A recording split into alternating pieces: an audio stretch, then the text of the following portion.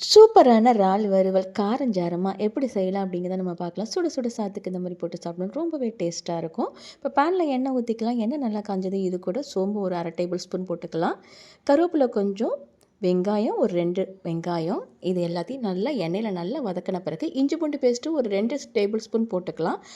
இது எல்லாத்தையும் நல்லா வதக்கி விட்டுக்கலாம். இப்போ 200 கிராம் இறாலை இது கூட போட்டு இது நல்லா இந்த மாதிரி வதக்கி விட்டுக்கலாம். நல்லா வதங்கி வந்ததும் இது கூட போதுமான அளவு நம்ம உப்பு போட்டுக்கலாம்.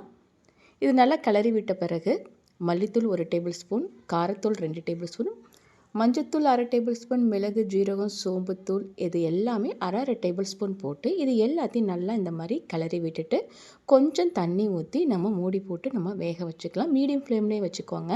இப்போ நம்மளை எடுத்து பார்த்தோன்னா நல்லா எண்ணெய்லாம் மேலே பிரிஞ்சு வந்திருக்கு. இது நல்லா இந்த மாதிரி கிளறி விட்டுட்டு லாஸ்ட்டாக இறக்கும் போது 1/2 லெமன் பிழிஞ்சு விட்டுட்டு கொத்தமல்லி இலை போட்டு இறக்குனீங்கன்னா சூப்பராக ரெடி.